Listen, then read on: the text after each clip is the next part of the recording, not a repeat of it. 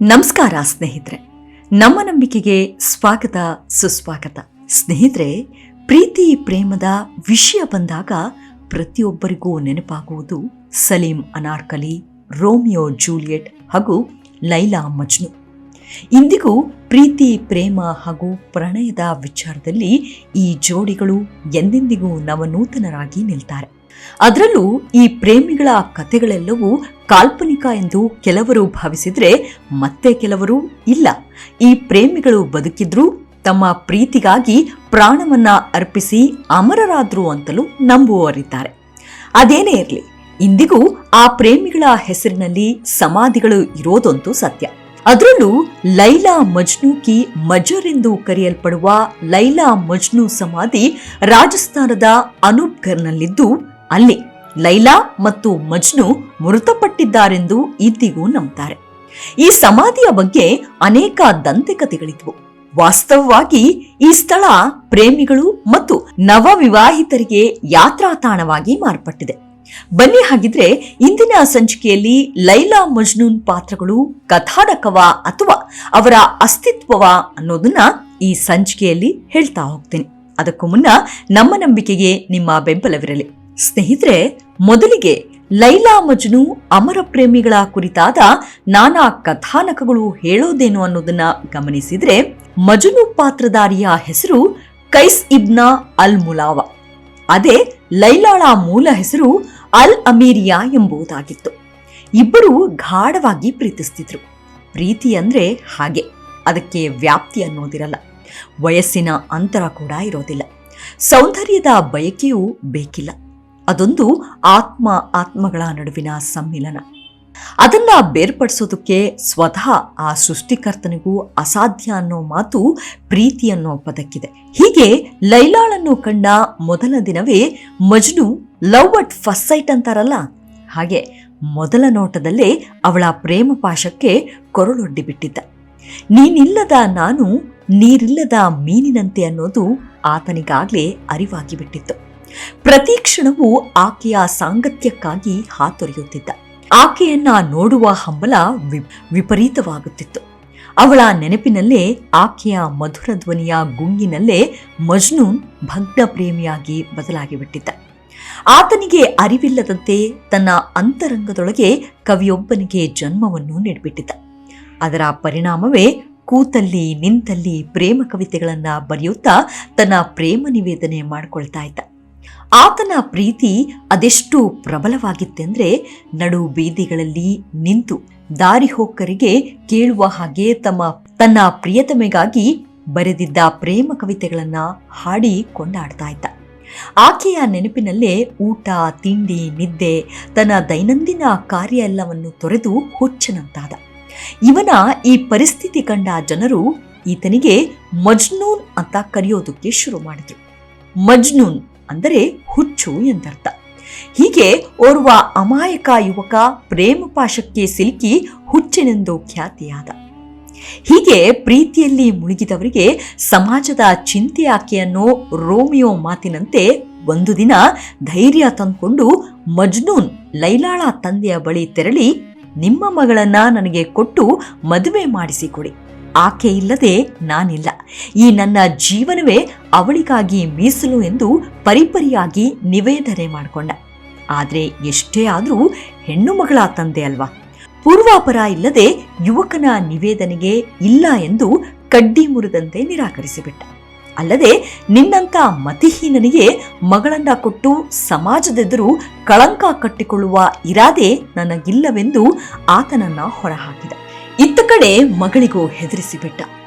ನೀನೇನಾದ್ರೂ ಆ ಹುಚ್ಚನನ್ನ ಮದುವೆ ಆದ್ರೆ ನನ್ನ ಶವದ ಮುಂದೆ ನಿನ್ನ ಮೆರವಣಿಗೆ ನಡೆಯಲಿ ಎಂದು ಲೈಲಾಳ ಅಪ್ಪ ಹೆದರಿಸಿಬಿಟ್ಟ. ತನ್ನ ಪ್ರೇಮಿಯ ಬಿಸು ಅಪ್ಪುಗೆಯಲ್ಲಿ ಮೈ ಮರೆಯಬೇಕಿದ್ದ ಲೈಲಾ ಉಪ್ಪಳಿಸಿ ಬರುತ್ತಿದ್ದ ದುಃಖದ ಕಡಲಿಗೆ ಬಿಸಿ ಉಸಿರಾಗಿ ಬಿಟ್ಲು. ಮಜ್ನೂನ್ ಕಂಡವಳೆ ಈ ಹುಚ್ಚನನ್ನ ಮದುವೆಯಾಗಲಾರೆ ಎಂದು ಬಿಟ್ಲು. ಉಕ್ಕಿ ಬರುತ್ತಿದ್ದ ಕಣ್ಣೀರಿಗೆ ಉತ್ತರ ನೀಡಲಾಗದೆ ಅಲ್ಲಿಂದ ತೆರಳಿ ಬಿಡ್ತಾಳೆ ಲೈಲಾ. ನಂತರ ಆತುರಾತುರವಾಗಿ ಲೈಲಾಳನ್ನು ಬೇರೊಬ್ಬನಿಗೆ ಕೊಟ್ಟು ಮದುವೆಯನ್ನು ಮಾಡಿಬಿಡ್ತಾರೆ. ಆದ್ರೆ ದೂರದ ತೀರದಲ್ಲಿ ಆರ್ಭಟಿಸುತ್ತಾ ಒಮ್ಮೊಮ್ಮೆ ಶಾಂತವಾಗುತ್ತಾ ತನ್ನ ಪ್ರಿಯತಮೆಯನ್ನು ಸೇರುವ ತವಕದಲ್ಲಿತ್ತು ಮಜ್ನೂನ್ ಮನಸ್ಸು. ಆದ್ರೆ ಏಕಾಏಕಿ ಲೈಲಾಳ ಮದುವೆಯ ಸುದ್ದಿ ತಿಳಿದವನು ಈ ಜೀವನವೇ ದುರ್ಬರ ಎಂದವನೇ ಸಿಕ್ಕ ಮರಗಳಿಗೆ ಗೋಡೆಗಳಿಗೆ ತನ್ನ ಕೈಯನ್ನ ಮುಷ್ಟಿ ಮಾಡಿ ಗುದ್ದುತ್ತಾ ಒಂದೇ ಸಮನೆ ಎದೆಯಾಳದ ಧ್ವನಿಗೆ ಉತ್ತರ ನೀಡಲಾಗದ ಅಸಹಾಯಕನಂತೆ ಚೀರುತ್ತಾ ಅತಿ ನೋವಿನಲ್ಲಿ ತನ್ನ ಮನೆ ಹಾಗೂ ಕುಟುಂಬವನ್ನ ತೊರೆದು ಹೊರಟುಬಿಟ್ಟ.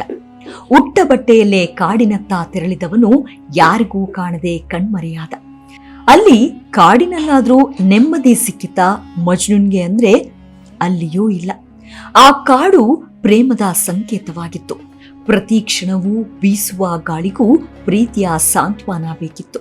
ದುರ್ಗಮ ಕಾಡಿನುದ್ದಕ್ಕೂ ಸಂಚರಿಸ್ತಾ ಇದ್ದ ಆತನನ್ನ ಕಂಡ ಕಾಡು ಮೃಗಗಳು ಕೂಡ ಮಜ್ನೂನ್ಗೆ ಏನೇನೂ ಮಾಡಲಿಲ್ಲ. ಬಹುಶಃ ಆತ ಮನದಾಳದ ಸಂವೇದನೆ, ಪ್ರೇಮದ ವೇದನೆ ಎಲ್ಲವೂ ಅವುಗಳಿಗೆ ಅರ್ಥವಾಗಿತ್ತೋ ಏನೋ. ಮಜ್ನೂನ್ ಮಾತ್ರ ಕಾಡಿನಲ್ಲಿಯೇ ಒಬ್ಬಂಟಿಗನಾಗಿ ಅಳುತ್ತಾ ದುಃಖಿಸುತ್ತಾ ಲೈಲಾಳಿಗಾಗಿ ಕವಿತೆಗಳನ್ನ ರಚಿಸತೊಡಗಿದ್ದ. ಒಂದ್ ರೀತಿಯಲ್ಲಿ ಆಗಸದ ದಾರಿ ಹುಡುಕಿ ಹೊರಟ ಅವಧೂತನಂತಾಗ್ಬಿಟ್ಟಿದ್ದ. ಇತ್ತ ಕಡೆ ಲೈಲಾ ತನ್ನ ಗಂಡನನ್ನು ಪ್ರೀತಿಸಲಾಗಲಿಲ್ಲ. ಏಕೆಂದರೆ ಅವಳ ಹೃದಯದಲ್ಲಿ ಅದಾಗ್ಲೇ ಮಜ್ನೂನ್ ಮೋಡಿ ಮಾಡಿಬಿಟ್ಟಿದ್ದ. ಮಾಯಾಕಾರ ಮಾಯೆಯಲ್ಲಿ ಮಜ್ನೂನ್ ಸಿಲುಕಿದ್ರೆ ಮಜ್ನೂನ್ ಮಾಯೆಯೊಳಗಾಗಿ ಲೈಲಾ ಮಾನಸಿಕವಾಗಿ ಬಿಟ್ಟಿದ್ಲು. ಆಕೆಯ ಹೃದಯದ ಮಹಲಿನಲ್ಲಿ ಮಜ್ನೂನ್ಗೆ ಮಾತ್ರ ಸ್ಥಳವಿತ್ತು. ಆದರೆ ಮದುವೆಯಾದ ತನ್ನ ಗಂಡನಿಗೆ ನಿಷ್ಠಾವಂತ ಪತ್ನಿಯಾಗಿದ್ಲು ಲೈಲಾ. ಅವಳ ದುಸ್ಥಿತಿಯನ್ನು ಅರಿತಿದ್ದ ಮಜ್ನೂನ್ಗೆ ಮತ್ತೆ ಮನೆಗೆ ತೆರಳಬೇಕು, ನಾನು ಬದುಕಬೇಕೆಂಬ ಯಾವ ಬಯಕೆಯೂ ಆತನಲ್ಲಿ ಬದುಕಿರಲಿಲ್ಲ. ಆದರೆ ಆತನ ಮನೆಯವರು ಮಾತ್ರ ತನ್ನ ಮಗ ಬಂದೇ ಬರುತ್ತಾನೆ, ಇಂದಲ್ಲ ನಾಳೆ ಈ ಹೆತ್ತ ಕರುಳು ಕೂಗು ಕೇಳಿಸುತ್ತೆ ಎಂದು ಪ್ರತಿನಿತ್ಯ ತಟ್ಟೆಗೆ ಊಟ ನೀಡಿ ಹೊರಗೆ ಇಟ್ಟು ಕಾಯ್ತಾ ಇರ್ತಿದ್ರು. ಆದರೆ ಮಜ್ನೂನ್ ಮಾತ್ರ ಕಳೆದು ಹೋಗಿದ್ದ. ಪ್ರೀತಿ ಎಂಬ ಮಾಯೆಯೊಳಗೆ ಬಂದಿಯಾಗಿದ್ದ. ನಿದ್ದೆಯಲ್ಲೂ ಅವಳೇ, ಎಚ್ಚರಗೊಂಡಾಗ್ಲೂ ಅವಳೇ. ಬರೆದಿದ್ದು ಅದೆಷ್ಟು ಪ್ರೇಮ ಕವಿತೆಗಳೋ ಏನೋ. ಆತನಿಗೂ ಅದರ ಲೆಕ್ಕವಿರಲಿಲ್ಲ. ಕಾಡಿನಲ್ಲೇ ಪ್ರಾಣಿಗಳ ಸಾಂಗತ್ಯದಲ್ಲಿ ಒಬ್ಬಂಟಿಯಾಗಿ ಸಮಯ ಕಳೆದ ಮಜ್ನೂನ್ ಹೀಗೆ ಒಂದು ಕಡೆಯಿಂದ ಮತ್ತೊಂದು ಕಡೆಗೆ, ಒಂದೂರಿನಿಂದ ಮತ್ತೊಂದೂರಿಗೆ ಕವಿತೆಗಳನ್ನ ಹುಚ್ಚನಂತೆ ಹಾಡುತ್ತಾ ಪ್ರಯಾಣಿಸತೊಡಗಿದ. ಆತನ ಕವಿತೆಗಳನ್ನ ಆಲಿಸಿದ್ದ ಜನ ಇವನೊಬ್ಬ ಹುಚ್ಚು ಪ್ರೇಮಿ, ಭಗ್ನ ಪ್ರೇಮಿ ಎಂದು ಗುರುತಿಸತೊಡಗಿದ್ರು. ಎಲ್ಲೆಡೆಯೂ ಮಜ್ನೂನ್ ಎಂದೇ ಪ್ರಖ್ಯಾತನಾದ, ಅಂದ್ರೆ ಹುಚ್ಚು ಪ್ರೇಮಿ ಅಂತ ಅರ್ಥ. ಹೀಗೆ ಹಲವು ವರ್ಷಗಳು ಕಳೆದವು. ಮಜ್ನೂನ್ ಪೋಷಕರು ತೀರಿಕೊಂಡರು. ಮಜ್ನು ತನ್ನ ಹೆತ್ತವರನ್ನ ಎಷ್ಟು ಪ್ರೀತಿಸುತ್ತಾನೆ, ಎಷ್ಟೆಲ್ಲ ಕಾಳಜಿ ವಹಿಸುತ್ತಾನೆಂದು ಲೈಲಾಗೆ ಚೆನ್ನಾಗಿ ತಿಳಿದಿತ್ತು. ಈ ಬಗ್ಗೆ ಹೇಗಾದ್ರೂ ಮಾಡಿ ಮಜ್ನೂನ್ಗೆ ತಿಳಿಸಲೇಬೇಕೆಂದು ನಿರ್ಧರಿಸಿದ್ಲು ಲೈಲಾ. ಆದರೆ ಸಾಧ್ಯವಾಗಲೇ ಇಲ್ಲ. ಕಡೆಗೆ ಓರ್ವ ವೃದ್ಧನೊಬ್ಬ ನಾನು ಮಜ್ನೂನನ್ನ ಮರುಭೂಮಿಯಲ್ಲಿ ನೋಡಿದ್ದೇನೆಂದು ತಿಳಿಸಿದ. ಮುಂದಿನ ಸಲ ಏನಾದರೂ ಆತನನ್ನ ನೋಡಿದ್ರೆ ಅವರ ಪೋಷಕರ ಸಾವಿನ ಬಗ್ಗೆ ತಿಳಿಸೋದಾಗಿ ಲೈಲಾಗೆ ವಾಗ್ದಾನ ನೀಡಿ ಹೊರಟಿದ್ದ. ಹೀಗೆ ಕೆಲ ದಿನಗಳೇ ಕಳೆದು ಹೋದವು. ಒಂದು ದಿನ ಆ ವೃದ್ಧ ಮಜ್ನೂನನ್ನ ಭೇಟಿಯಾದ, ತನ್ನ ಸಂದೇಶವನ್ನ ತಿಳಿಸಿದ.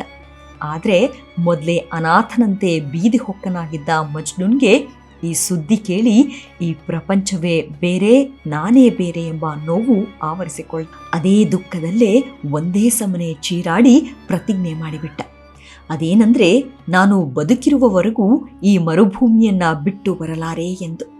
ಹೀಗೆ ಕೆಲವು ವರ್ಷಗಳೇ ಕಳೆದು ಹೋದವು. ಲೈಲಾಳ ಪತಿ ತೀರಿಕೊಂಡ.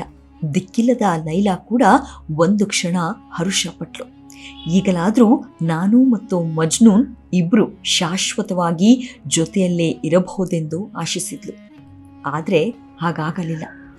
ಸಂಪ್ರದಾಯಸ್ಥ ಮನೆತನವಾದ್ದರಿಂದ ಲೈಲಾ ಮನೆಯೊಳಗೆ ಬಂದಿಯಾದ್ಲು.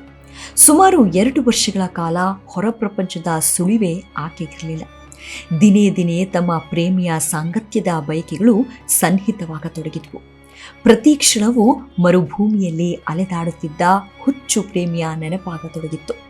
ಸೊರಗಿ ಬೆಂಡಾಗಿ ಹರಿದ ಬಟ್ಟೆಯಲ್ಲೇ ವಿವಸ್ತ್ರನಾಗಿ ಅಲೆದಾಡುತ್ತಿದ್ದ ತನ್ನ ಪ್ರೇಮಿಯ ನೆನಪು ಬಾಧಿಸತೊಡಗಿತ್ತು ಲೈಲಾಗೆ. ಆದರೆ ವಿಧಿಯಾಟ ಬೇರೆಯದ್ದೇ ಆಗಿತ್ತು.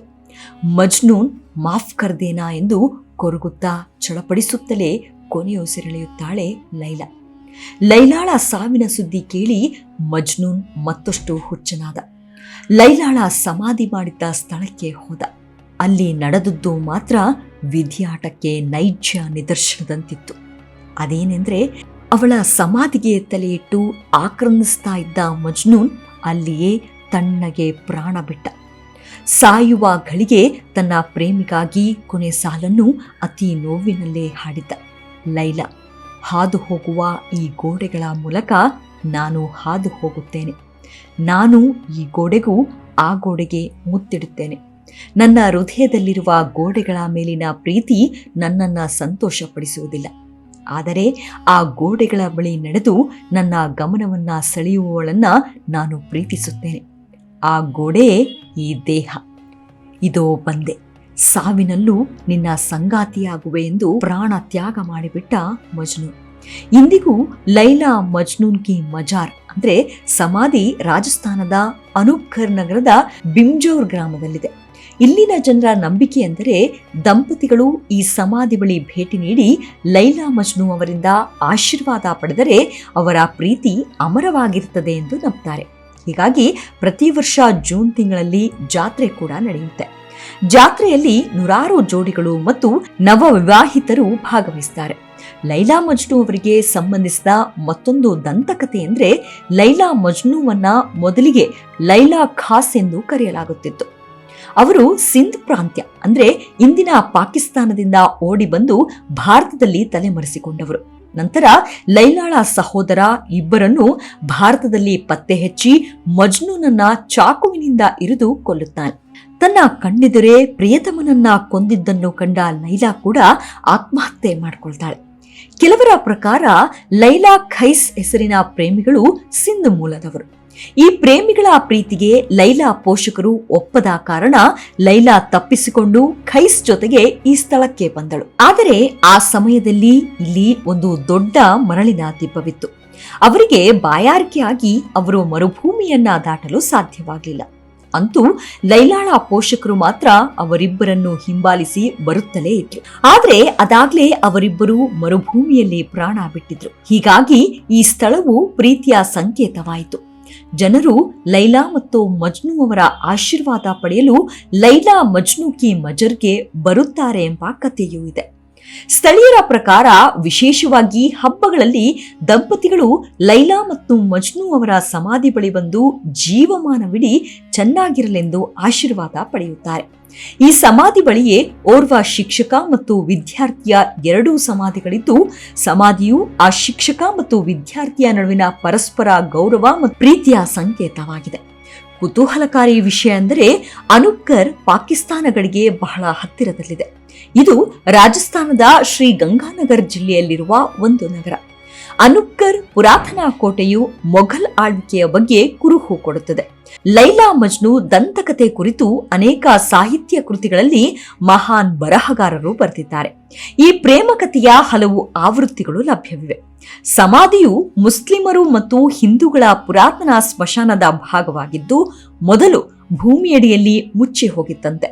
ಅಲ್ಲದೆ ಸ್ಥಳೀಯರಿಗೆ ಕಾಲಕ್ರಮೇಣ ಸಮಾಧಿಯತ್ತ ಆಕರ್ಷಿಸಿ ಮತ್ತಷ್ಟು ಉತ್ಖನನವಾಗುವಂತೆ ಮಾಡಿತು. ಯಾವಾಗ ಜನರು ಈ ಸ್ಥಳಕ್ಕೆ ಭೇಟಿ ಮಾಡೋಕೆ ಪ್ರಾರಂಭ ಮಾಡಿದ್ರೋ, ನಂತರದ ದಿನಗಳಲ್ಲಿ ಸಣ್ಣ ಸಮಾಧಿಯೊಂದನ್ನ ನಿರ್ಮಿಸಲಾಗಿದೆ. ಇಲ್ಲಿ ಪ್ರತಿ ವರ್ಷ ಜೂನ್ 14ರಂದು ಪ್ರೇಮಿಗಳ ಜಾತ್ರೆ ವಿಜೃಂಭಣೆಯಿಂದ ನಡೆಯುತ್ತೆ. ಅಲ್ಲದೆ ಲೈಲಾ ಮಜ್ನು ಆಶೀರ್ವಾದ ಪಡೆಯಲು ನೂರಾರು ಜೋಡಿಗಳು ಸಾಲು ಸಾಲಾಗಿ ನಿಲ್ತಾರೆ. ಪ್ರವಾಸಿಗರು ಈ ಪವಿತ್ರ ಸಮಾಧಿ ಬಳಿ ಚಾದರ್ ಅಂದ್ರೆ ಬಟ್ಟೆ ಹಾಸಿ ಪ್ರಾರ್ಥನೆ ಸಲ್ಲಿಸುತ್ತಾರೆ. ರಾತ್ರಿ ವೇಳೆ ಭಕ್ತಿ ಗೀತೆಗಳನ್ನು ಆಯೋಜಿಸುತ್ತಾರೆ. ಅತಿ ಹೆಚ್ಚಾಗಿ ಪಾಕಿಸ್ತಾನಿಯರು ಈ ಸ್ಥಳಕ್ಕೆ ಬರ್ತಿದ್ರು. ಆದರೆ ಕಾರ್ಗಿಲ್ ಯುದ್ಧದ ಬಳಿಕ ಇಲ್ಲಿಗೆ ಪಾಕಿಗಳಿಗೆ ಪ್ರವೇಶ ನಿಷೇಧಿಸಲಾಗಿದೆ. ಇವಿಷ್ಟು ಲೈಲಾ ಮಜ್ನೂನ್ ಕುರಿತಾದ ಸಣ್ಣದಾದ ಮಾಹಿತಿ. ಮುಂದಿನ ಸಂಚಿಕೆಯಲ್ಲಿ ಸಿಗೋಣ. ಅಲ್ಲಿಯವರೆಗೂ ನಿಮ್ಮ ಆರೋಗ್ಯದ ಕಡೆ ಗಮನವಿರಲಿ. Take care. ನಮಸ್ಕಾರ.